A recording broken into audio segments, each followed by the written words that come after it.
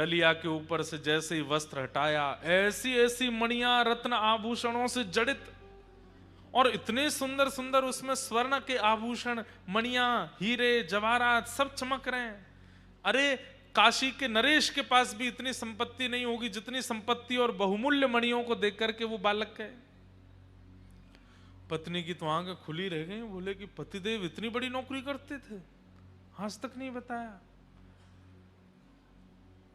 डलिया उठाने लगी तो उठी नहीं, बच्चों को बुलाया, 3-4 बच्चे स्वयं लगे तो जैसे तैसे खिसका के भीतर लाए।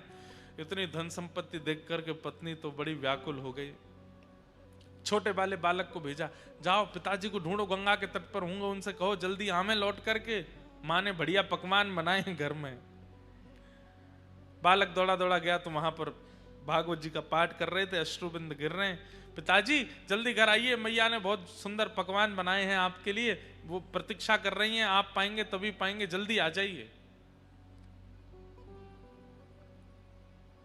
ब्राह्मण देवता सोचने लगे, लड़ने के बाद पकवान कौन बनाता है घर में? हमको घर से निकाल दिया, इतना सब कुछ बड़ा बुरा बोल दिया, और सुबह संतों को पवाने के लिए एक फूटी कौड़ी नहीं थी, अब पकवान बनाए हैं। चलो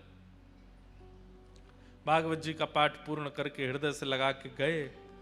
लौट करके घर जैसे ही आए, द्वार खटखटाया, इतने में तो पत्नी उसमें से कुछ स्वर्ण लेकर के बढ़िया साड़ी आड़ी खरीद के बढ़िया सुंदर तैयारियां करके आ चुकी है घर पर, पूरा घर सजा दिया।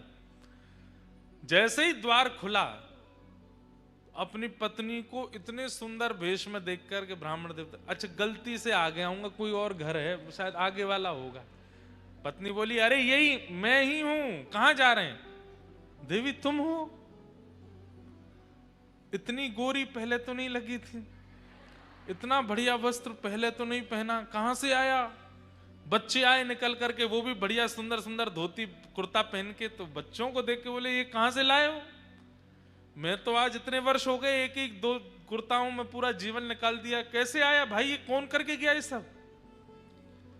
पत्नी बोली, ज्यादा होशियार मत बनिए, सारी पोल पट्टी खुल गई है आपकी।